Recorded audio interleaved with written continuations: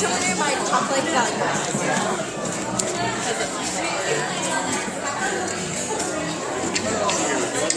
This good? You good? Nice.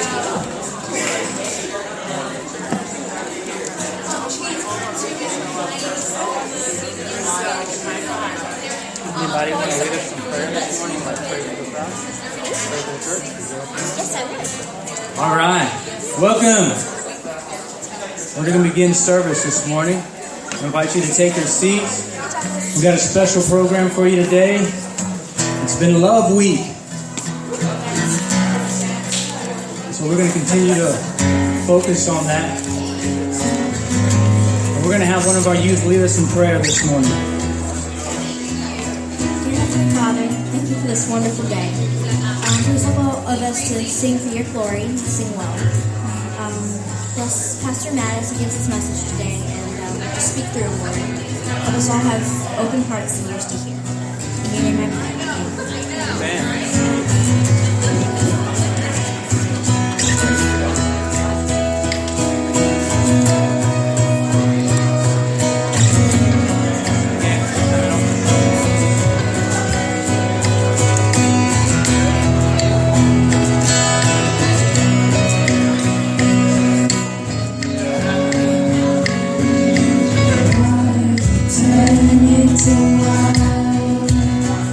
Stand with us. Open the eyes of the blind. There's no one like you. None like you.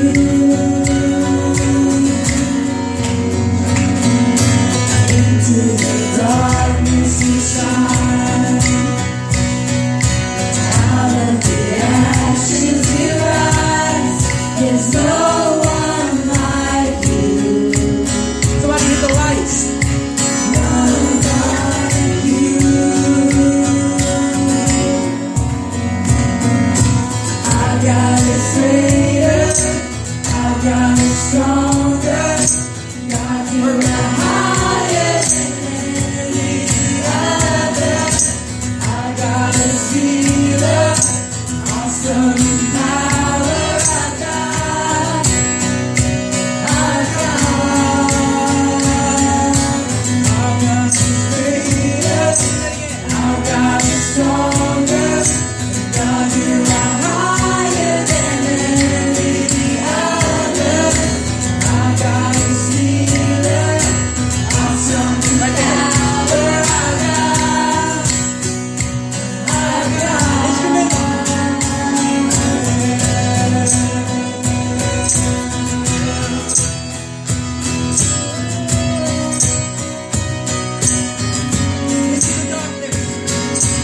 Into the darkness you shine.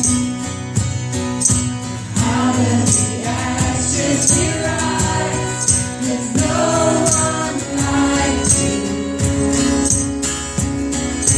None like you. Our God is greater. Our God is stronger. God, you are higher than any other. Our God is healer. Awesome in power. Our God. Our God. Our God is greater. Our God is stronger. God, you are higher than any other. Our God is healer. Awesome in power. Our God. Our God.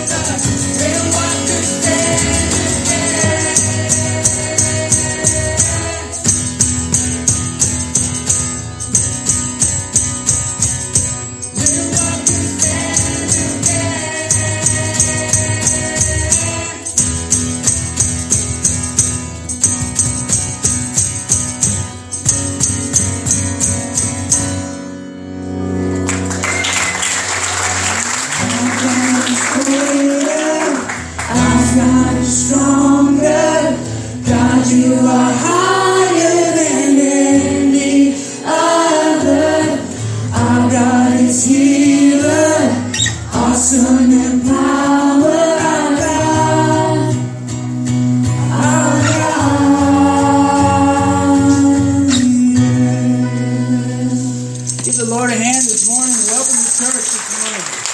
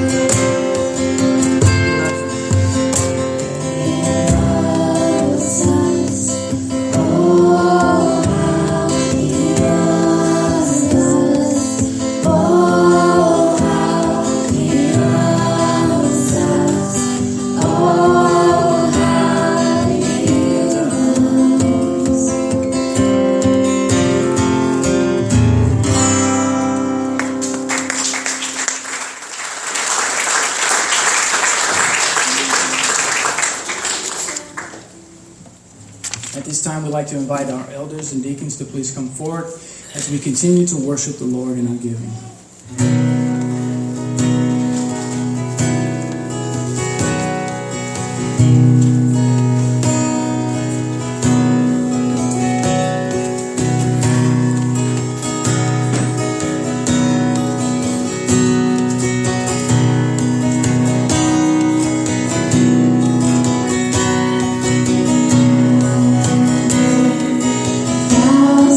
Stories of what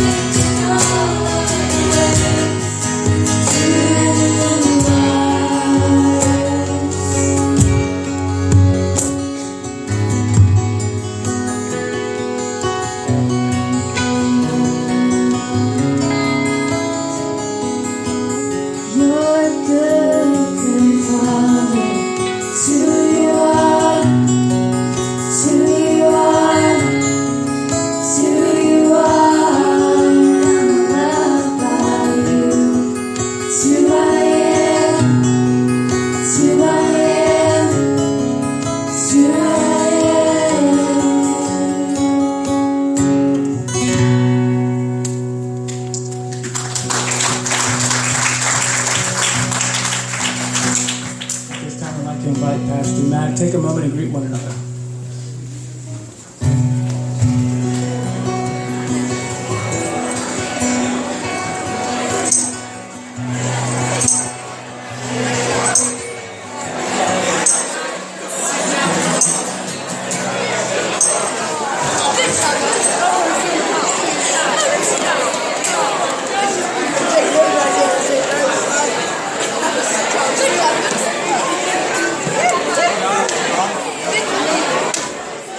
Good job, Luke.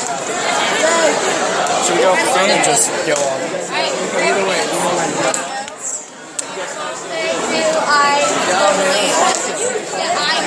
Yeah.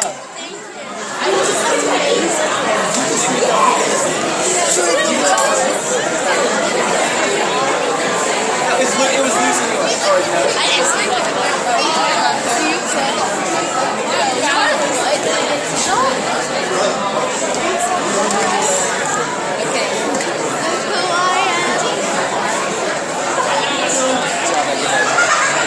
Mr. Matt, are we going Mr. Matt first? All right, guys, I'm going to go ahead and invite the kids up on stage. If you were at Kids Camp this week, go ahead and head on up stage.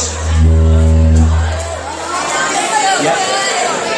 If you are a volunteer at Kids Life, come on, head on up. All the campers, volunteers, kids, come up on stage. I don't want to say Yeah.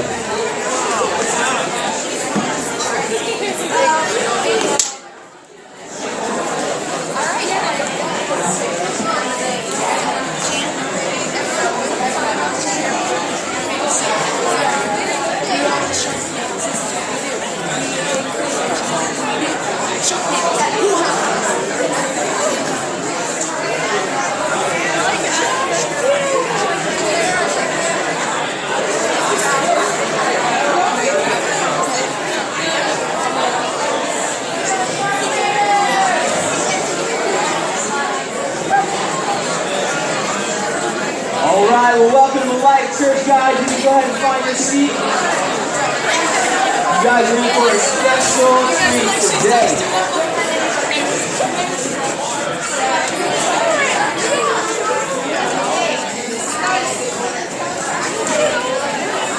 All right. If you went to camp and you were not on stage, you can go on and head on up. If you went to camp this week, Kids Life Camp 2016, come up on stage. Volunteers, you guys can rock up here too. Got a good crew up here. We got some fun planned for you guys. Welcome to Life Church. Online, if you're watching, we're glad you're tuning in. We have a special treat for you guys, and I hope you guys can have a little bit of fun.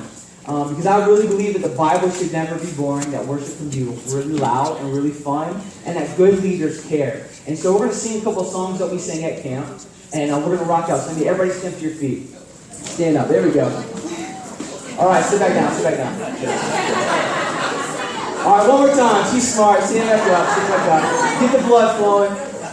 All right, so this camp theme this year was Speak Life. Everybody say Speak Life. Speak Life. And we literally learned that the Bible says that death and life are found in the power of your tongue. That your words have power. Your words are explosive. And they can impact those around you. And we had such a fun time diving into God's Word, learning about Jesus, and just growing in our faith. And we learned some amazing songs along the way. So we're going to rock out. This Team Ninja, by the way, represent. They're very proud of their team. And then we got the Sharknadoes over here. And I let the kids know that we're going to announce. We had a bunch of competitions throughout the week. And so I'll let the kids know, hey, this week, this Sunday, at Life Church, I'm going to announce the winner of our big competition week. And so they're going to know who Ninjas or Sharknadoes. Somebody's going home with the grand prize, but they're both winners. I'm proud of all of you guys. It's been such a fun week. If you guys didn't know, we've been doing Mission Week, Love Week all week long. We're going to show a video.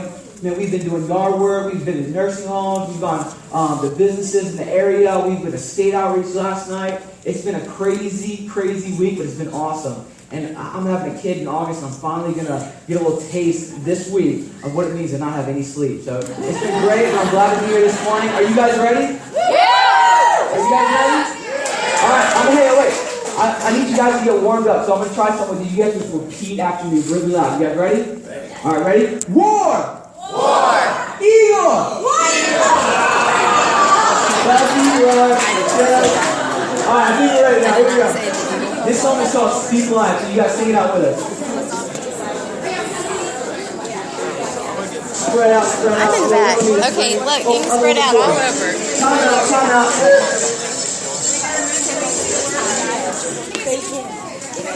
Oh, we say bacon.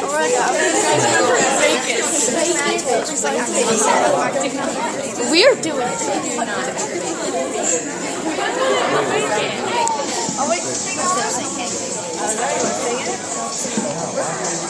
Can you guys hear that? You can't hear it, can you? Put it on the speakers. Time out. So did you guys have a good week? Yeah! Did you guys have a good week? Yeah!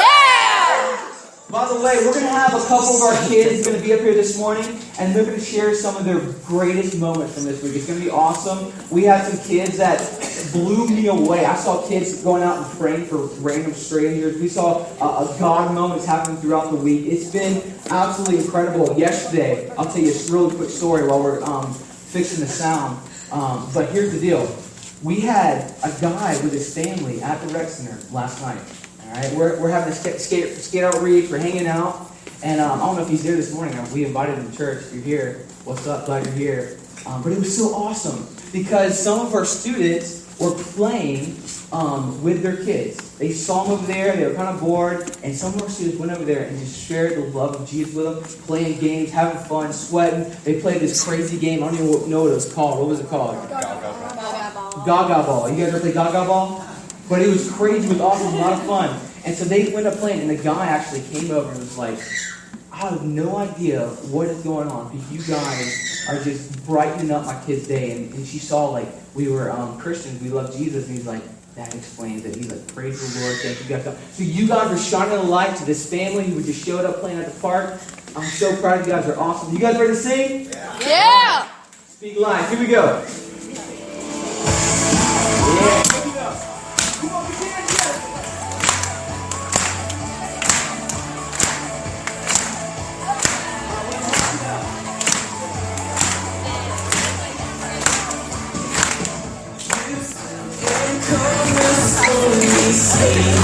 Come on, Josh,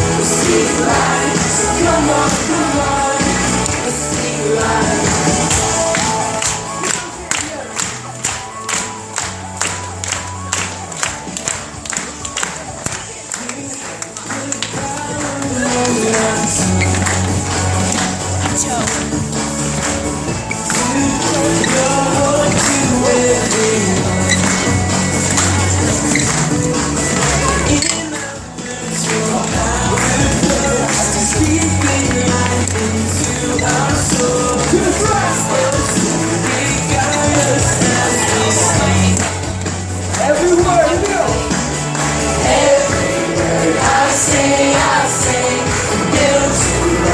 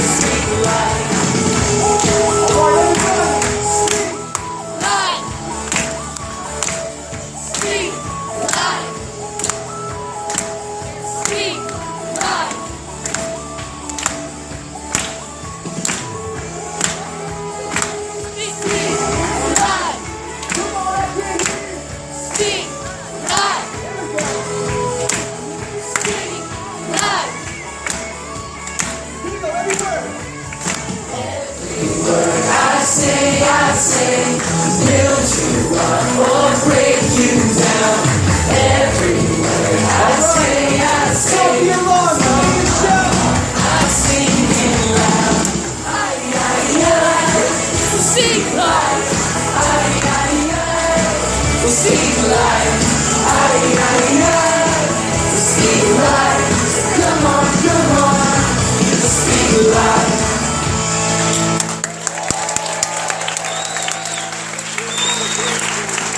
Oh, we're not done yet. We got one more. This one's called Jump. Hit it, Tyler.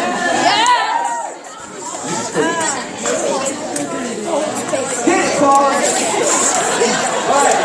Hey, okay. Little side note before she hits it. I messed up really big one time. It sounds really bad, but I always said to my old sound guy that helped with kids commercials a long time ago, I would always say, hit that joint. And everybody just like looked at me like, what did you just say? So be careful what you say in church. Here we go. Hit it, Paul. Put your hands together.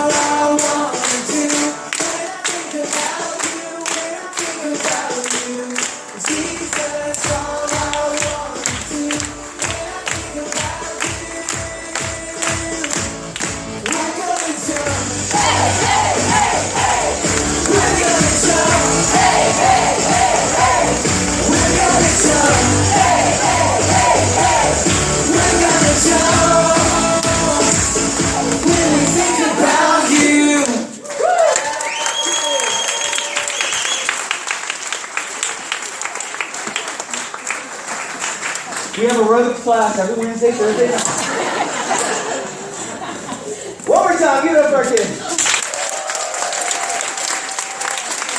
Now, like I said, today's the day when you find out who brings home the gold medal. You guys ready to find out? Yeah! I need one representative from Team Ninjas to come up on stage. Right here. Obviously, can I go on, guys? And I need one representative from Team Sharknado. So right here. Cut. Sharknado's in the house. Fine. Alright, it was close. I'm telling you guys, if you were there, this is like the Olympics. I know the Olympics coming up. And this was like the Olympics. Alright, it was going back and forth, back and forth, back and forth.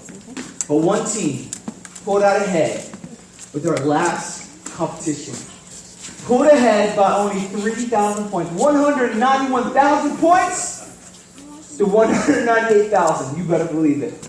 And the winner of the gold baton goes to Team Ninja! You guys are amazing as well, Sharknado. Give it up one more time. You guys I was so proud of you guys rocking it out all week long. But right now, I want to invite Allie Post to the front of the stage. Please, ma'am. Come on up. Allie has just graduated, and she's going on to the next chapter of her life. And I'm going to put a picture on the screen. And these are some of my students. I teach physical education at Bailey Middle School. And these are some of my kids during a track and field unit. Anybody like track and field? Track and field is awesome. We taught shot put. Anybody do shot put? That's kind of tough. We had a regulation of shot put. Some of the kids even lifted up like 12 pounds. Awesome. We did javelin throws. We did sprints. We did long jump, high jump, over. It was so much fun. This is one of my favorite events that we learned. It was called the 4x400 relay race. And during this relay race, one of the trickiest parts that happened was being able to pass the baton. They couldn't figure it out at first. They were all hot potato trying to pass it on to their friends, and they were dropping the baton. Some of the kids would try to throw it to their friends, and they would toss it, and that never worked. It never worked well. They would always lose. And some of the kids would just like, I got my baton, I'm running the whole way. Forgot about their team, just kept running. Just Forrest Gumped it all day long. Just kept running. I just kept running and running. And so we had to practice, we had to train, we had to learn the talk about, hey, here's proper technique. You have to learn to get in an exchange zone, you got to pass it off, you can do the no look, when you get good, you start running, you get a head start. And we learned how to pass the baton. Right here you see some of my favorite students. These guys are rock stars, they're amazing, going all out during PE. That's my favorite subject in school, PE. Anybody else? Yeah, that's what I'm talking about. But these kids were awesome, these kids are amazing. And a few of them love the Lord, so it's really cool to be able to talk to them about Jesus in a public school. It's pretty amazing. So it's pretty cool. These kids are shining a light in a very dark place. And so that's really cool to be able to pass the baton. And God just began to lay on my heart the importance of the older generation passing a baton, not yet, to the next generation. All right? We have to learn to pass the baton to the next generation. And a lot of times we are fumbling around our baton as we're passing, and we're forgetting, we're dropping the baton, and we're not training the next generation. We're not equipping the next generation, the youth that are growing up, these kids that are growing up, and passing the baton of faith and allowing them to grow. And sometimes we're just, because of our ego, because of our insecurities, or whatever it may be, we take the baton and we're just running. We're just running. Or with laziness, we don't want to, whatever it is. And here's the deal. It is so important to pass the baton to the next generation. Because here's the deal. How you pass the baton off is going to impact big time the future of the church. I'm telling you right now, it's going to impact it big time. And so we want to make sure, and I'm so proud of a lot of you guys. I see you guys partnering together, and you guys are raising your kids, mom and dad out there, just pointing your kids to Jesus, serving in the church, serving with the youth and the kids in our community. It is so amazing to see you guys taking this baton and passing it on to the next generation. And so, Allie, as you head on to this next chapter of life, I just want to encourage you with 3 verses, okay? The verse is Hebrews chapter 12, verses 1 and 2. And it says, therefore, since you are surrounded by a great cloud of witnesses, those guys have gone before you, lay aside the weight of sin that slows you down, that entangles you, all right? And run this race with endurance that Jesus has placed before you, and fix your eyes on Jesus. He's the author and the finisher of your faith. Run. Take that baton. God has a plan for your life. He has a beautiful plan for your life. Take that baton and you run. You go hard for the Lord. He has such an amazing hope and a future for you. So take that and always do this. Proverbs 3, 5, and 6. Trust in the Lord with all of your heart. Do not lean on your own understanding, but acknowledge Him in all your ways. He will make your path straight. Trust in the Lord. You're going to go through crazy times. It's going to get hard. It's going to get tough. Trust in Him. And the last one, and I think I've written it on a fork. All right. What? Brought you a fork. You like forks? Ephesians chapter 3, verse 20 and 21, one of my favorite verses. It says, God is able to do far more abundantly than you could ever ask or think. And here's why I got you this fork. I heard this one time, I forgot where I heard it, but I always kept it in my heart, and it's so awesome. God wants to blow your mind. He wants to do amazing things. You have no idea what God wants to do in your life. Growing up, my grandma, man, she used to cook some delicious food, home cooking, country meals, Mississippi girl. She used to cook us some delicious food. And I loved when she said, hold on to the fork. Hold on to the fork, because we knew something sweeter was coming. We knew that pie was coming. We knew that dessert was coming. Hold on to your fork. Something sweeter is around the corner. Something sweeter is going to come. And so, Allie, I just want to get you this fork and let you know that something sweeter. The best is yet to come. God has beautiful things for your life. So thank you so much for being a part of the youth, a part of my life, and we just want to pray for you and the rest of the students here. So if you would, just join me as we pray for these kids and for Allie. Lord, we thank you so much for Jesus. It's why we're here. It's why we celebrate. Jesus, you're alive and you change lives. And Lord, I just pray for Allie and the rest of these kids up here, that more than anything, that they would come to know you personally, intimately. That they would grow in a close relationship with you. 100 years from now, nothing's going to matter besides that. And so, Lord, I pray for those kids who already do know you. A lot of these kids do. Just pray you keep them close to you. Keep them close to your heart. Show them your will. Lead them, guide them. Lord, for those who are so far away from you, Lord, I just pray you capture their hearts. You draw them near. And Lord, you change them from the inside out. Lord, we just pray for this group of kids here on stage, these students. That, Lord, they would grow in holiness, righteousness. They would grow in their purity. Lord, that you would protect their hearts and their minds. Lord, we pray for their friendships as they're growing up. Lord, show me your friends. I'll show you your future.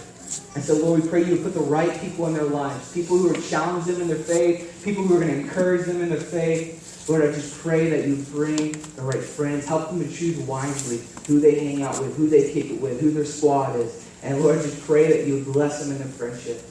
And Lord, I just pray you give them a hunger and a thirst for righteousness, a hunger and a thirst for your word. Lord, that you would help them to flee temptation and pursue love and purity and righteousness. Lord, help them to be on mission for you. Help them discover their gifts. Help them discover the purpose that you created them for. You've each given them time, talents, treasures, unique abilities. And Lord, I just pray that they would understand and they can take that skateboard, they can take that pen, they can take that skill, and they can use it for your glory. Lord, I just pray that they would click, they would connect with God, that this is not our home. Lord, that they would live for eternity, store up treasure in heaven. Lord, we just pray that you'll pour out your Spirit upon these youth, the next generation.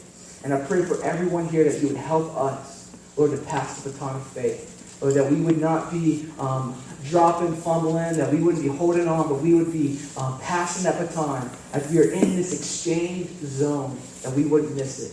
Lord, help us as we are parents, as we are leading these kids. Lord, give us grace and patience.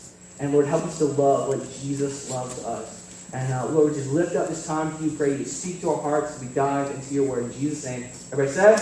Amen. Amen. All right. We got, give it a little time to you. You guys can have a seat. Last week was a blast. Oh, they wanted you to chant. You guys want to hear the chant? All right, Sharknadoes over here real quick. Ninjas over here. Switch screws. Sorry. All right, ninjas, gold medal, baton winners. You guys can go first. All right, hit the stage. That's pretty cool. You guys check it out. Loud and proud. Represent. 3, 2, 1. We are the ninjas, we strike at night. We won't go down without a fight. Strike! Alright, Sharknadoes, man, they got some good stuff right here. Check it out. Alright, remember? 1, 2, 3. We are the Sharknadoes, this is what we do. We encourage everything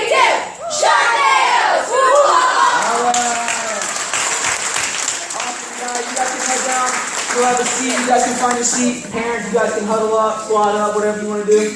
We have a video of all the pictures. Miss Doug Bogan blessed us with like tons of pictures. It's hard when you're doing and moving and grooving to take pictures and videos, but we managed to get a few. So check out this video and be blessed by Lovely.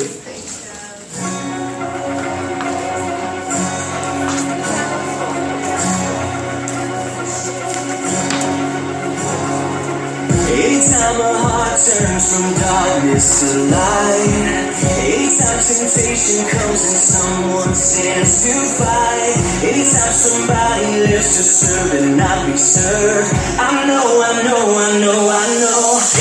on the move, hallelujah. God is on the move in many mighty ways. God is on the move, hallelujah. God is on the move today.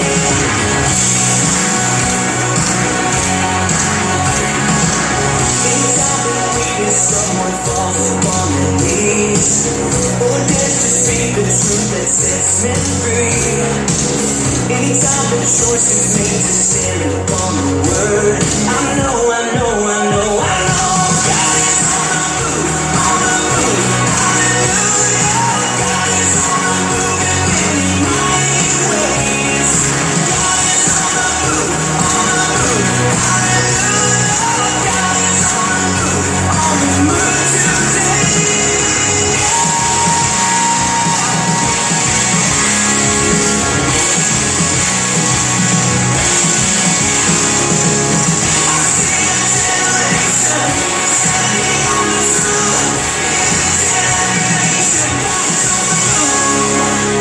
Anytime the gospel serves a searching soul, and someone says, send me here, I go. I know. God is on the move, hallelujah. God is on the move in many mighty ways. God is on the move, hallelujah.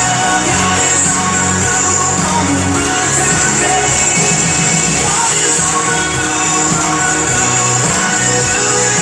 God is on the move in many mighty ways. God is on the move, hallelujah. God is on the move today.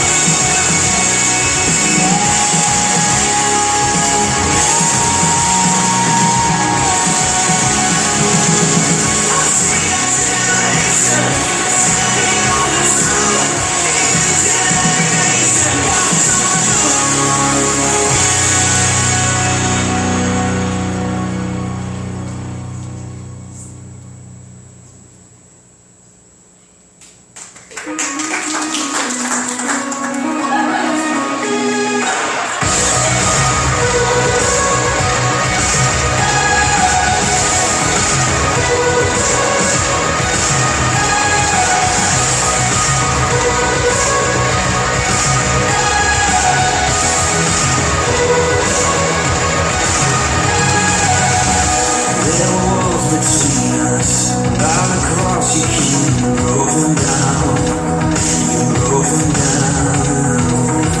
and there were chains around us, by your grace we are no longer bound. You called me out of the grave, you called me into the light, you called my name and my heart came alive. Your love is greater, your love is stronger, your love awakens me. Your love is greater, your love is stronger, your love awakens me.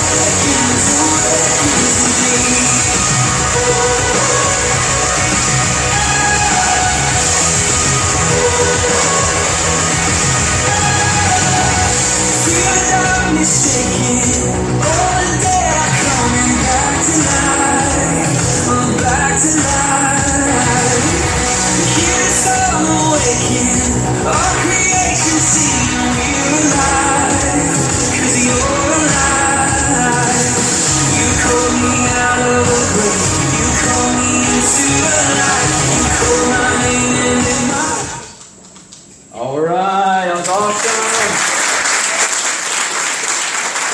You asked me how Love Week went? That was the pivot. Oh, you're good. They're jelly beans. You guys like jelly beans?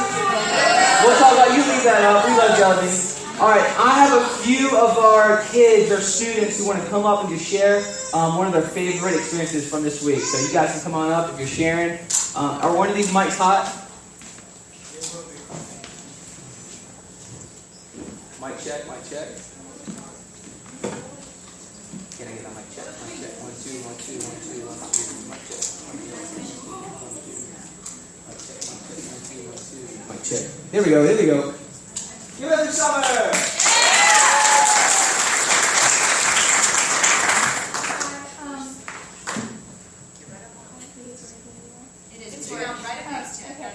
Hi, my name is Summer. I'm here to share my favorite part about Kids Week this week. On days Monday through Wednesday, we did VBS camp, and my favorite part was getting to see the kids learn to encourage and work as a team and stay positive. They learned that kids like to joke around a lot, and they like to say boo to the other team and stuff. And they learned that that may hurt somebody's feelings, and that it's better to just stay positive and encourage people. Yeah.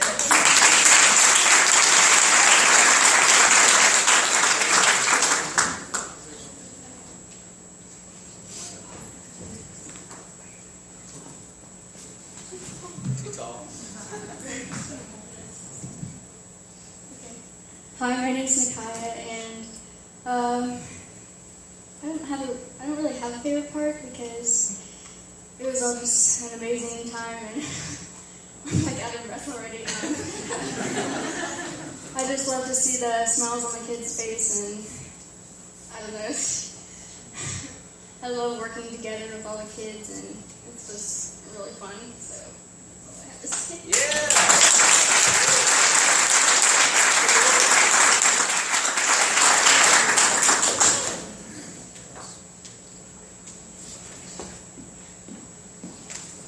Hi, my name is Kyle, for those of you who don't know me. My favorite part of the week was getting to help out with the canned food drive.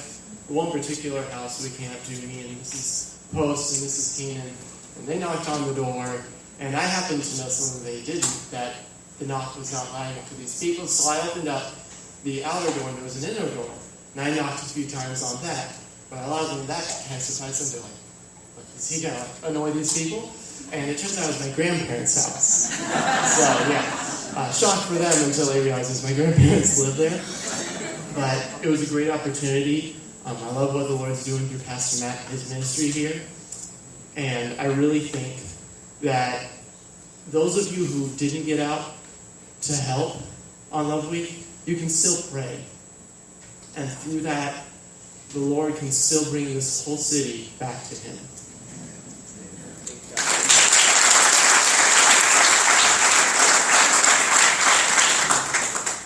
All right, I'll share this last one for Josh. He had a little accident the first day of camp. He stepped on something. We don't know what it was, a piece of glass or a rock or barnacle or something in the water, and he sliced his foot open. It was really gross. You could see like his muscles coming, or like, sorry to be graphic, but yeah, it was gross. And so he's hobbling over. He's like a champ. He's like, I think I cut myself. And it's like this huge cut, and he's like, and we get over there, and I'm like, what do we do? What do we do? What do we do? What do we do? And I was like, what? To my wife, I was like, what do we do? What do we do? And we're like, we gotta wrap it up. And so I go and I find our pink towel, and I start wrapping his foot with a pink towel, and then I'm like, okay, it's not staying on, what do I do? So I grab his duct tape, it's like chevron pattern, like purple and pink and orange and yellow, and I wrap it around, and he's like, oh my, you gotta be kidding me. And he wanted to take it off, I'm like, keep it on, stop it bleeding. But Josh's doing great, he got 7 stitches, he's back in the game before no time. It was a blessed week, and thank you for everyone who was a part of it. Bless this community, share the love of Christ. It was awesome. So give it up to these guys one more time. Everybody serve. Right now, if you have your Bible, you can turn to 2 Kings chapter 5. That's where we're going to be hanging out this morning.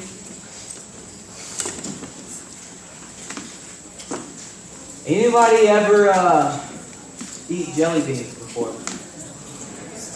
Jelly beans are delicious. They're so good. So many different delicious flavors.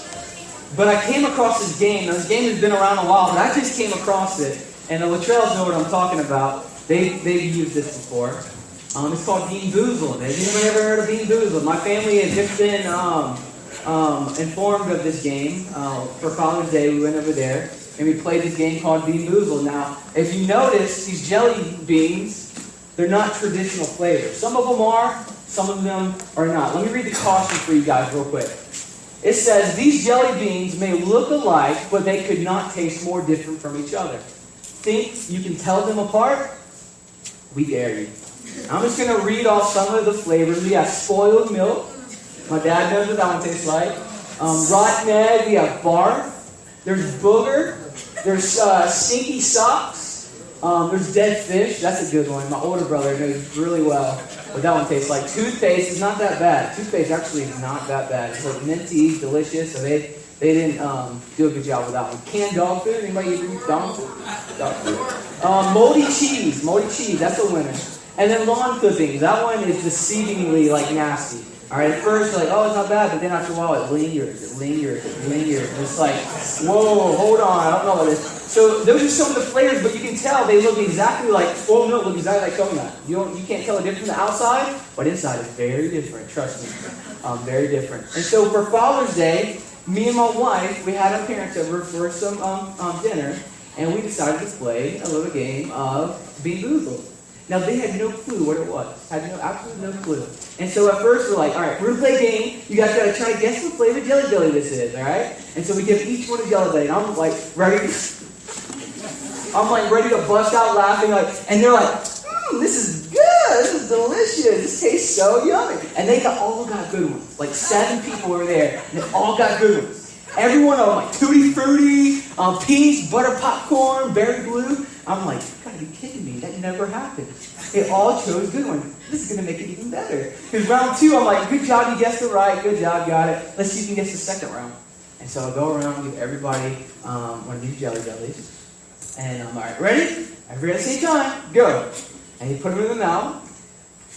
All of a sudden, dropping like flies. My dad jumps up, hits the table, goes to the sink, spits it out. He's trying to wash out his mouth. Disgusting. My other brothers are like, oh, it's gross. He got long clippings. He was kind of lingering. But my older brother, he's sitting there. He's chewing away. Not bad. It's like, this is a Flintstone environment, I think. He chews a little bit later. Everybody else is spitting out, like puking, like, ugh. And he's there, no, it's like sushi. And then, like, a couple seconds later, he's chewing. And his face is like,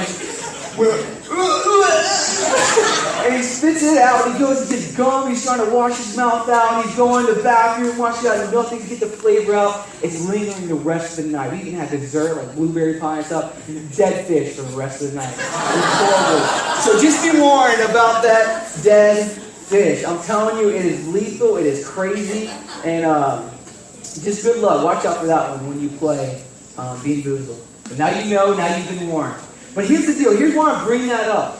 Because these jelly beans look exactly like on the outside, but on the inside, they're way different. They're way different. Today, this morning, I want to be sharing on this topic, this message called Putting Up a Front. Putting up a front. You put up the next slide. This is the last slide, Paula. Your job is done. Give it for Paula. And here's the call to action. As we look at this man named Naaman, and we'll look at his life, the call to action is this. Stop fronting. Everybody say, stop fronting. Stop fronting. Has anybody ever used that term before? Look, all of you guys like over 40 probably never used it, over 30 probably never, but we say it all the time, like, stop fronting. Yeah, stop fronting, stop fronting. And if you try to look that up in the dictionary, you're probably not going to find that. So you have to go to the Urban Dictionary. Okay? You got to go to the Urban Dictionary. The Urban Dictionary is kind of crazy, so you got to be careful. But here's the definition of that term, fronting, putting up a front. Number 1, to put up a facade, typically to impress in some way or deceive to maintain image. And they give an example. He be fronting. That Benz is a rental. So that was the first one. All right, yeah, you got it. Number two. To put up a false disguise, usually to impress others. And they give an example. Why you be fronting, man? We all know you live with your mom. All right, and number 3, Third definition that I found was pretty good. To pretend or act like something or someone you're not. And they gave an example. Quit fronting, man. You know you ain't got a job. And so those are kind of the three. To put up a front, it means to put up a facade, to put up a disguise, to put up walls. To pretend like something that you're not.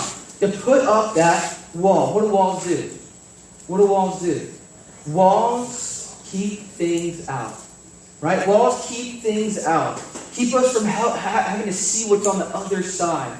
And walls we think are going to keep us safe from fears and insecurities, from uncertainties. And so we build these walls thinking that they're going to keep us safe. His name, Naaman. Your boy Naaman today, he puts up some walls. He's going to put up some walls and he's going to put up this front, and it keeps him from experiencing the grace of God. The grace of God.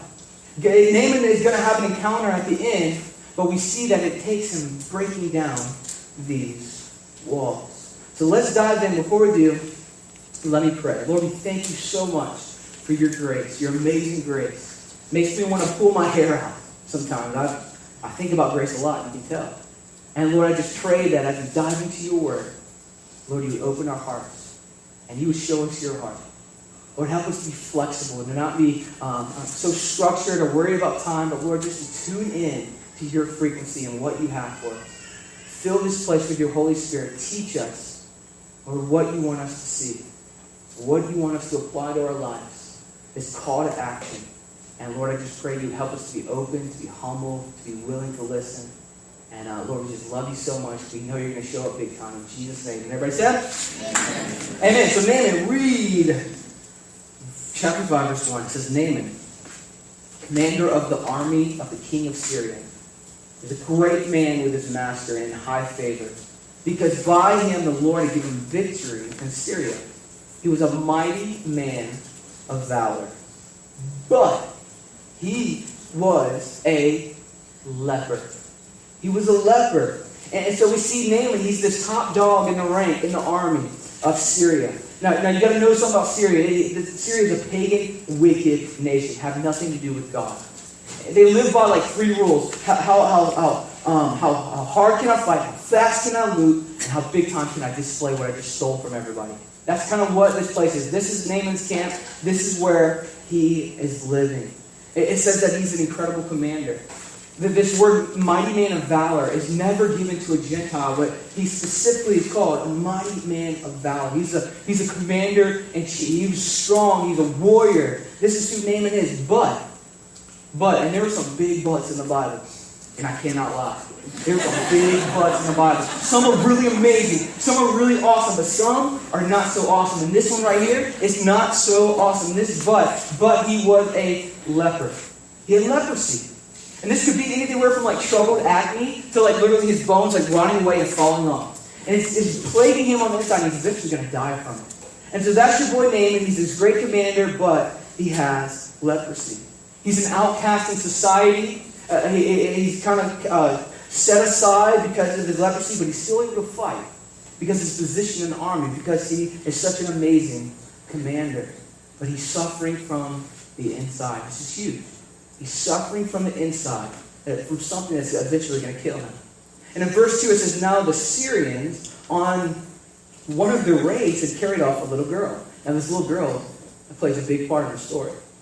This little girl from the land of Israel. And she worked in the service of Naaman's wife. And she said to her mistress, would that my Lord were with the prophet.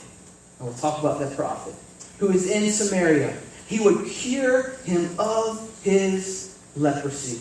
And so this little girl, she's an unwilling missionary. She has been taken captive from Israel. But God is going to allow this tragedy in her life to accomplish a greater good.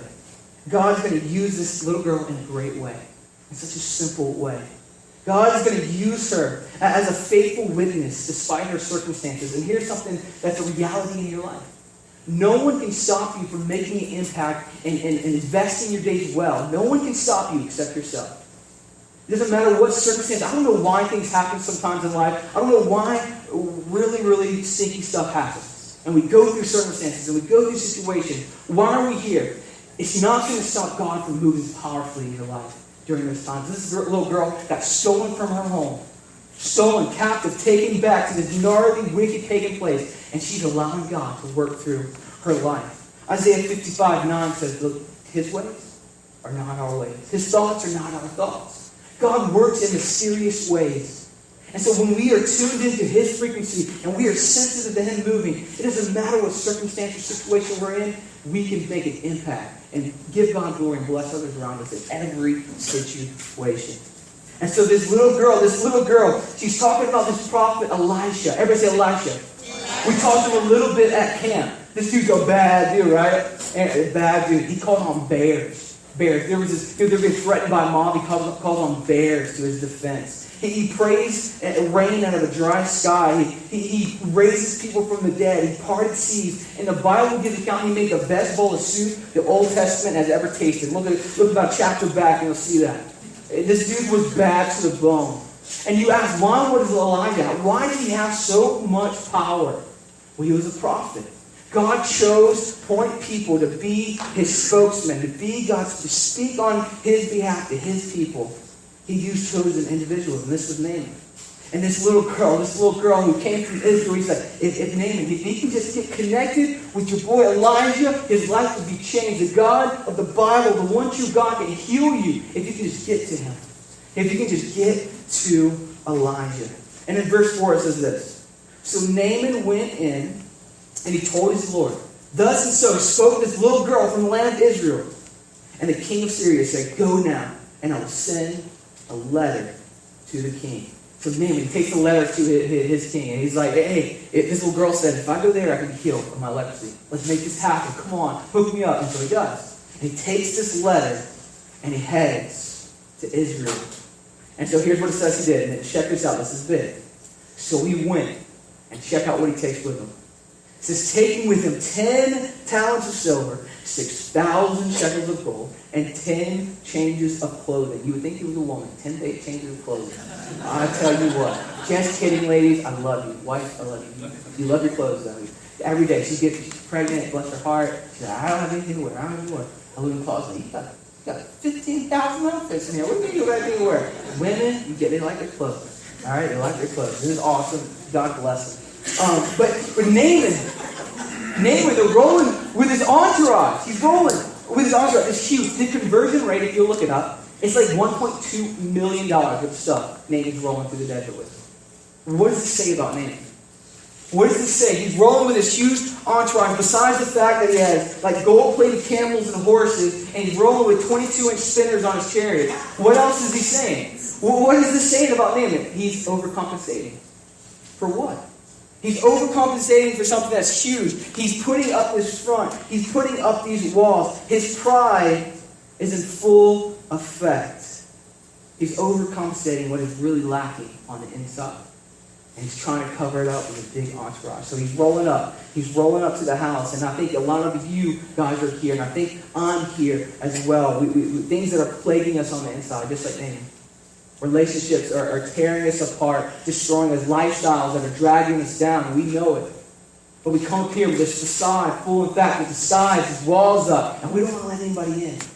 We don't want to let it. We have this pride in our hearts and our lives. And God, He wants you to experience His grace and His goodness. He wants you to have you encounter. He wants you to know His love. He wants you to walk in grace and stand in grace. But we put up these walls, thinking they'll keep us safe. And that's what Naaman's doing. Rolling through the desert. He knows it best of all. He has this entourage with him. He's hiding a broken and busted soul. It's a lot like me, and I bet you it's a lot like you, if you were to be honest. And so he puts up this front. And in verse 6, it says, he brought the letter to the king of Israel. Now this is crazy. It says, which read, when this letter reaches you, know that I have sent to you Naaman, my servant, that you may cure him of leprosy. And when the king of Israel read the letter, he tore his clothes. And he said, am I God to kill and to make alive that this man sends word to me to cure a man of his leprosy? Only consider and see how he is seeking a quarrel with me. And so Elijah, he hears this news. He hears this news. After the king rips his shirt. He rips his shirt. And when you're offended, when you're wrong, in the Old Testament, you just rip your shirt. He was ripping it open. Rah! And you could see the newspaper that day. King rips his shirt. King tearing his shirt open. Hashtag Incredible Hulk. Jacked up on Mountain Dew. King of Israel. He's offended. He's wrong. And he thinks, man, these guys in Syria, they're trying to pick a fight with him. They've already fought and won against Israel. And now he's like, are you seeking another quarrel with me? I can't heal him of leprosy. Am I God? How is this going to be possible? And so Elijah, the bad dude, he hears about this news. He hears about the king and what's going on. And he sends for Naaman. He sends for Naaman. In verse 9 it says, so Naaman came with his horses and chariots and all his entourage and 22-inch spinners and gold-plated horses and chariots. And he stood at the door of Elijah's house. And I can imagine Naaman, he was standing up at Elijah's house just waiting. Posted up, pride, walls up, full intact, entourage behind him. So Elijah, come do your thing. Wave your hand upon me, heal me. I'm ready to go back. I'm a big man on campus. I see Naaman's pride front full intact as he's standing at Elijah's door with his arms folded. And let's check out what happens. This is crazy. Because God, he breaks through those walls. He breaks through that pride. He breaks through every disguise you put up, every facade, phenomenal facade you put up. God breaks through. And Naaman is going to go through a humbling experience here. Let's read 10 through 12. It says, and Elijah, he sent a messenger to him, saying, go and wash in the Jordan 7 times, and your flesh shall be restored, and you shall be clean. But Naaman was angry, and he went away, saying, behold, I thought that he would surely come out to me and stand and call upon the name of the Lord, his God, and wave his hand over me in this place, and cure the leper. And are not Abana and Pharpar, the rivers of Damascus, better than all the waters of Israel? Could I not wash in them and be clean? So he returned. He walked away. He went away in a rage. And so we see this. And it seems so distant in this story, but 1,000 of us are here. A lot of us are here. A lot of people are right here where Naaman is. He's super wrecked by whatever's going on inside of us. He's super wrecked by whatever it is. You may be wrecked by addictions, by life, by job, ministry, finances, family, friends. The list goes on and on and on. And we're super wrecked when we walk inside this place and our facade is fully intact. And I love this because God will cut through. He'll cut right through. Whatever walls you have up, God will cut through. I love this. Elijah sends his intern. He sends his messenger. Elijah's thinking he's going to come out and do some special like magic trick over him and heal him. But he sends his intern. He sends a messenger out there. And Naaman just kick it back. He's like, are you kidding me? Are you kidding me? Do you know who I am? Do you know who I represent? You look at my stuff. And you're going to send your messenger out to me? You're going to send your intern out to me? And he walks away in a full rage. Don't kill the messenger. The messenger said, Elijah's busy. Go jump in that river. That's what he told me. That's what I'm relaying to you. If you go jump in the Jordan 7 times, you're going to be healed. You're going to be healed. And Naaman, he's so clouded by his pride. He's so clouded by the walls up. He's so clouded by the things that are plaguing him on the inside that he is literally blinded to the fact that God is offering healing right now. Can you imagine this leprosy that has no cure? This thing that is impossible. God's like, you jump in the water 7 times, you'll be healed. And he walks away. He walks away from this encounter, a life change with God. A lot of us are here. We stand in that we are ready to step into God's plan. We're not ready to step in to do it God's way. We stand here and we say, you want me to do what, God? You want me to do what? Oh, I can't do that. Too much pride. I got too much going on. I can't let down the wall. I need to keep up this facade, this reputation. I got to keep up this. I got to keep up my front. And God cuts through and says, you need to stop fronting. I want to change your life. I want you to experience me in a way you never have before. Naaman, he's thinking, you're not going to heal me. He looks at the Jordan River, and if you know anything about the Jordan River, that's like chocolate milk gone bad. It should be another Jelly Belly flavor. Jordan River, he's looking at the Jordan River, he's standing there, he's like, God wants me to jump in there. Elijah wants me to jump in there and be healed. That's going to speed up my death. Like, the Jordan River is nasty. It is gross. Google it. All right? It was disgusting. And so he looked at there, he's like, no, I can't do this. I got too much pride to go jump in there. All right? And so he walks away. He walks away. And that's where many of us are. We're begging God. God, heal us, restore us, deliver us. God, I want to connect with me. I don't hear you. I don't see you moving in my life. I want to connect with you. And God says, I want you to do it on my terms. I want you to do it on my terms. And here's what we do. As soon as God lays it out, you're out the door, you tuned out, you checked out. It's because of the walls, the pride, the disguises that we put up. This is the battle that Naaman is in, as he walks clear away from a deliverance. He walks clear away from a life change, an encounter with God that will change his life. And I brought these signs here this morning because I just want to show you what stands between you and a life change with God. I'm just going to hold them up. Fear, let down, pride, pain, anger, status, rejection, shame, doubt, and hurt. These are the signs. These are what are standing between Naaman and a life change encounter, a healing from God. These things are standing between him and the Jordan. And I love the fact that Jesus came and he gives us second chances. And we're going to see that God is a God of second chances. After second chances, it's true in my life, and I guarantee it's true in your life, and you can give testament to it. That we are so proud we miss opportunities, we walk away, and God, he keeps pursuing us. His love is serious. He never gives up. He's always knocking at the door. He's calling you to put down the walls, to stop fronting, to come to me, come to me. If you're weary, if you're heavy laden, if you're confused, if you're lost, and whatever it is, he says, come. He says, come to me.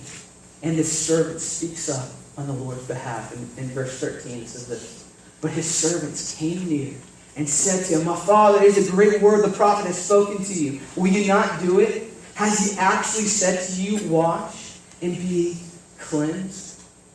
I love when we look at the cross, when we look at what Jesus accomplished for you and I. He died for our sins. And so literally, Jesus died and the work has been done to bulldoze. God bulldozes his way through all of these things. And he's made a path for you to just come and to jump in the Jordan River where you need to be.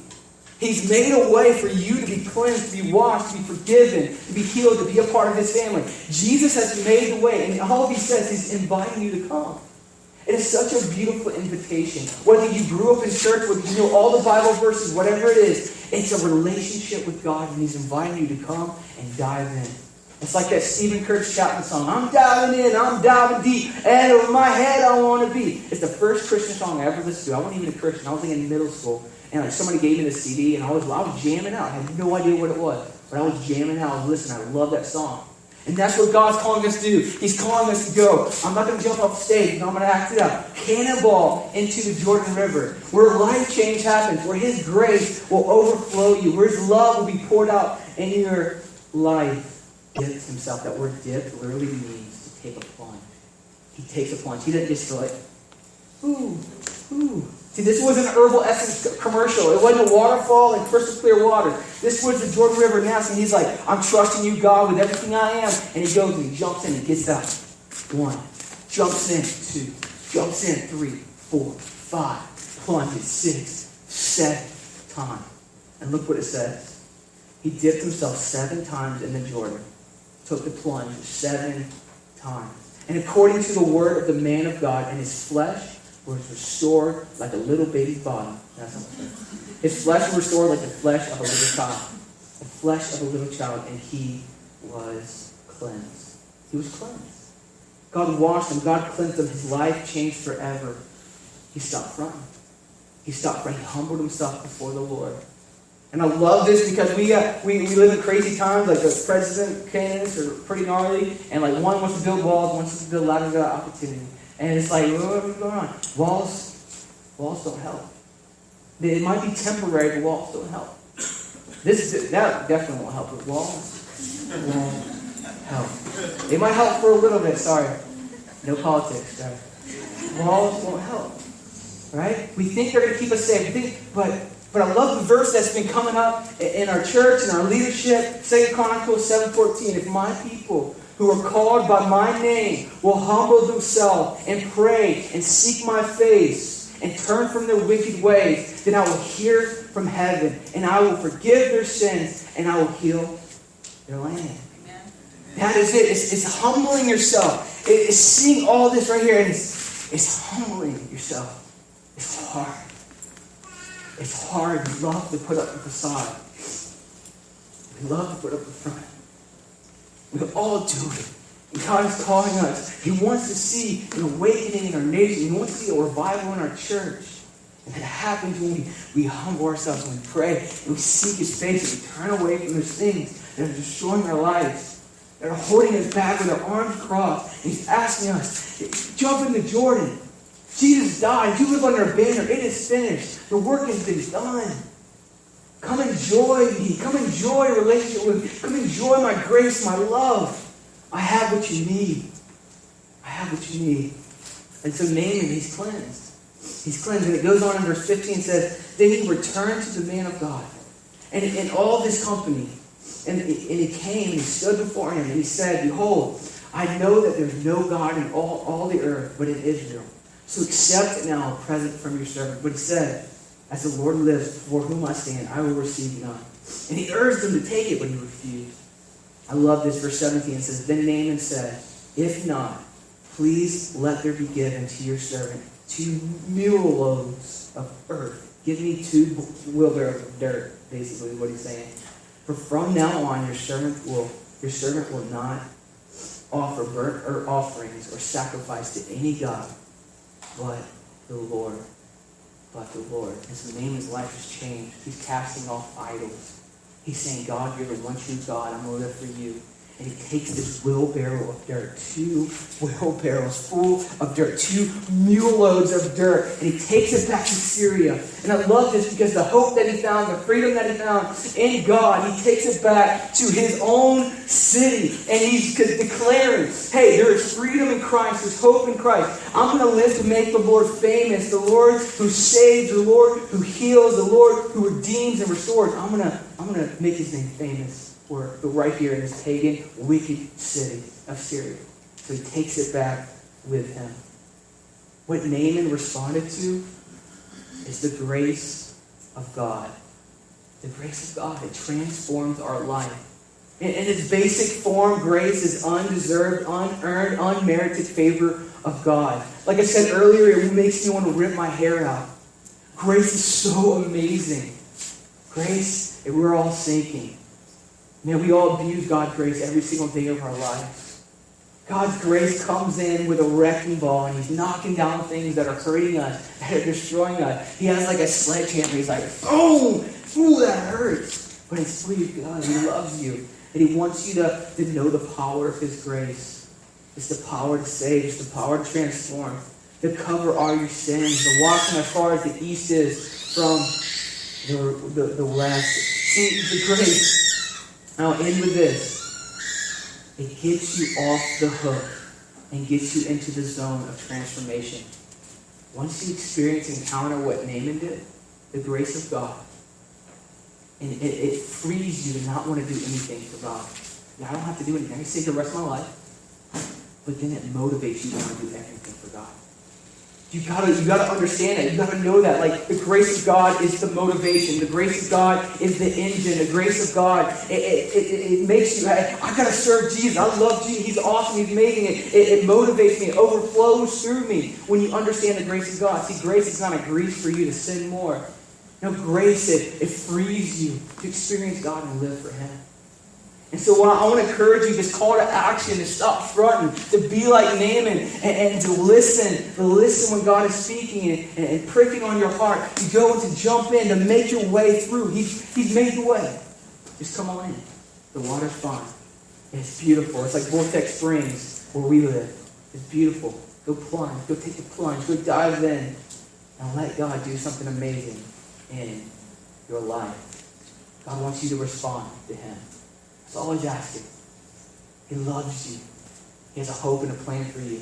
He's uniting all things together in Christ. I love the batons that I gave out because they connect together. They connect together. They're just spray painted like plastic, but they connect together. It's pretty cool. Pretty cool. They connect together. and all things are being united. God gives us insight in the mystery of His will. In Ephesians chapter 1, He says, I'm uniting all things together in Christ. That's it. And so all things are working together. God is doing something amazing. He's always working behind the scenes, even right here in Gulf Breeze. And He wants you to be a part of it. Let down the wall, step up front, and get in the game. Step up to the plate. You'll be blown away. Let's pray. Lord, we thank You for Your grace.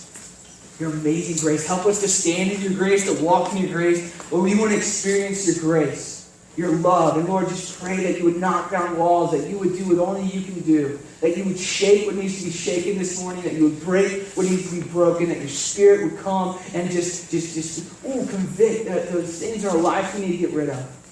Lord, may we be a people who humble ourselves before You, that we seek Your face.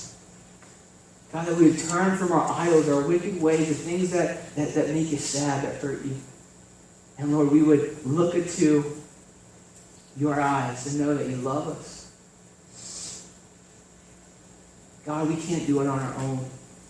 We can do it face to face. And it's in Jesus' name we pray. Amen. Amen. Well, guys, thanks for coming to Life Church. I don't know if we're going to end with a song or not. I think time's up.